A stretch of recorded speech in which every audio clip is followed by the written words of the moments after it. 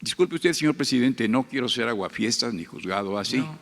Pero en 1980, cuando el ingeniero Jorge Díaz Serrano llevó a México y la producción petrolera lo hizo el quinto productor mundial, el cuarto quinto productor mundial, y un abastecedor seguro, el jeque Staki Yamani, famosísimo en aquella época, lo reconocía, y México era un proveedor seguro de petróleo. En 1980, Giscard d'Estaing en Francia, Schmidt en Alemania, una gira Francia, Alemania, Suecia, Canadá.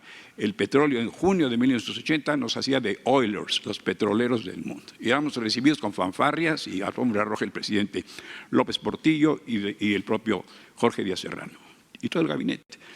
En fin, un año después, exactamente un año después, el 6 de junio de 1981, Jorge Díaz Serrano sale de la Dirección de Petróleos porque bajó el petróleo y el mundo le dijo, bueno, está bajando el petróleo, tienes que bajarme los precios, sigo comprando a ti. Hubo miembros del gabinete de don José que le dijeron, no, esto es imposible, y se llegó a firmar. El que no nos compre el petróleo hoy, no le volveremos a vender a nada. Y el mercado mandó, el mercado decidió. ¿Cómo prever, señor presidente, que todo esto, que entonces, junto con el petróleo, la prioridad del presidente López Portillo, los energéticos, era el sistema alimentario mexicano, alimentar al país?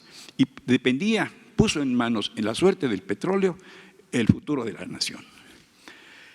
Y ese precio, ese futuro, parecía rozagante, promisorio, maravilloso. Se iba a administrar la abundancia.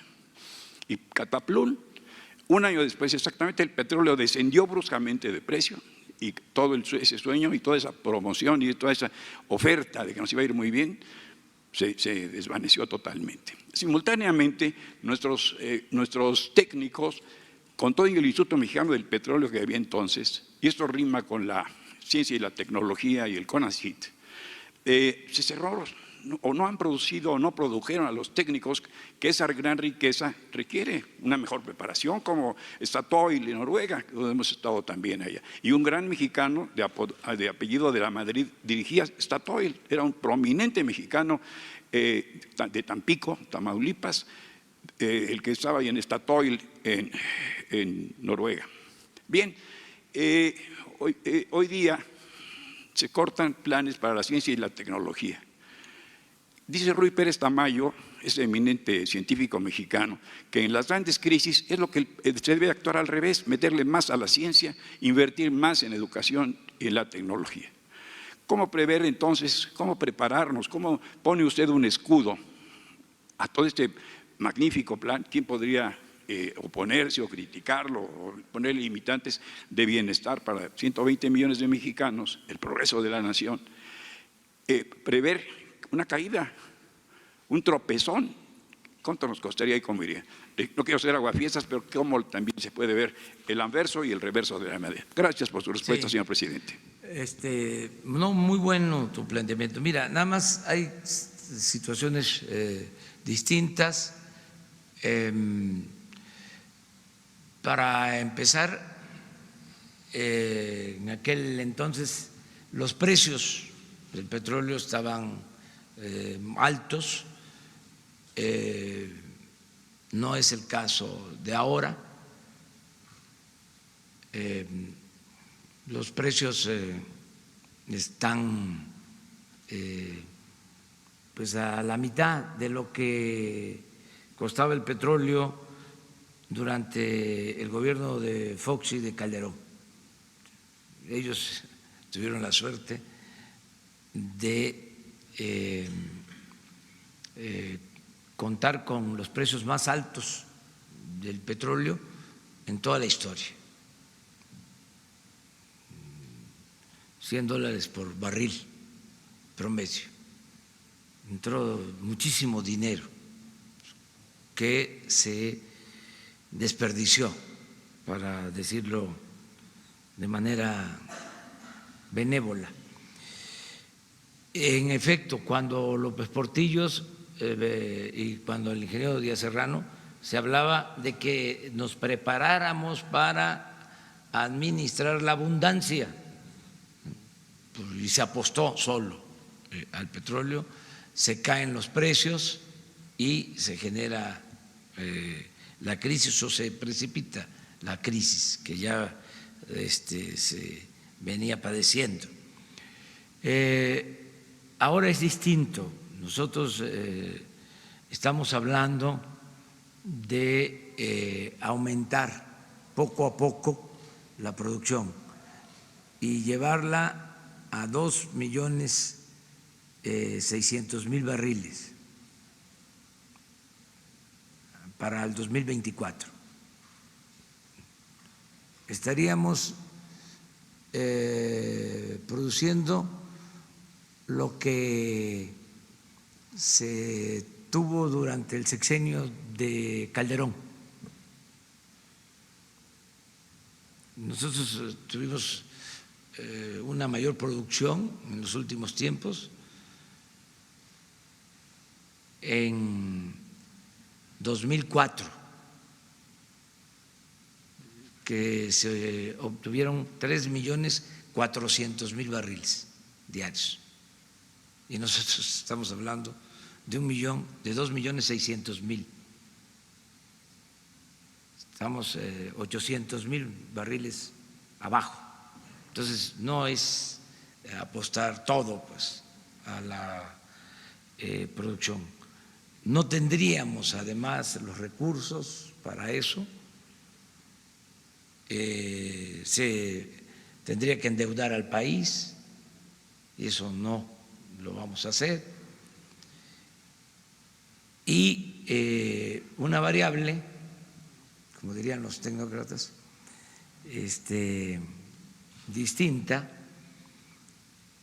es que no hay la corrupción en Pemex que había en ese entonces y que había hasta el pasado gobierno. La corrupción en Pemex, como la corrupción en el país, ha afectado mucho.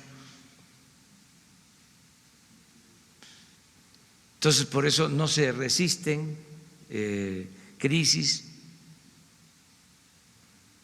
por la corrupción que impera en Pemex, que haya imperado en Pemex.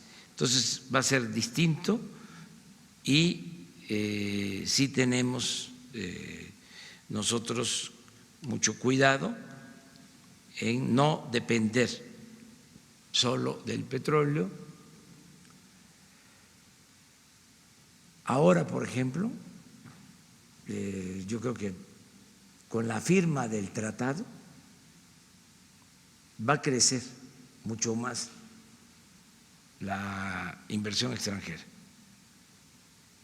y va a haber más desarrollo de la industria manufacturera, mucho más desarrollo, tanto para el mercado interno como para la exportación. Se están dando condiciones favorables, no solo en el caso del petróleo, es más, en el caso del petróleo hay hasta nubarrones en lo internacional.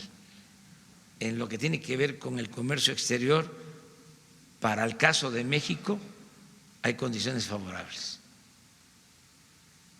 Por eso nos importa mucho el que se apruebe el tratado, porque le conviene a México y le conviene a Estados Unidos y le conviene a Canadá. Pero sí estamos tomando en cuenta eso y el modelo mejor, el más racional, precavido, responsable en cuanto a explotación petrolera es el de Noruega. Ellos, por ejemplo, tienen que dejar de sus ingresos petroleros, ¿sí?, recursos para un fondo que le corresponde a las nuevas generaciones. O sea, nosotros vamos a utilizar el petróleo para la actividad productiva, se va a sembrar el petróleo, a eso me refiero. Esa es la idea. O sea, pensando en las nuevas generaciones, y se van a utilizar recursos también para energías alternativas. Necesitamos también avanzar. En el terreno tecnológico, yo respeto mucho, ¿no?, las opiniones de los científicos, de los críticos acerca de nuestra política, pero esto que estamos haciendo, por ejemplo, es reactivar el Instituto Mexicano del Petróleo. Los técnicos que están a cargo de la rehabilitación de las refinerías, la tecnología que estamos utilizando en Dos Bocas es del Instituto Mexicano del Petróleo. Entonces, hay más desarrollo tecnológico, ¿sí?, ahora que el que había el año pasado en Pemex. O sea, podemos probarlo. Y esto significa, desde luego, más inversión en ciencia y en tecnología.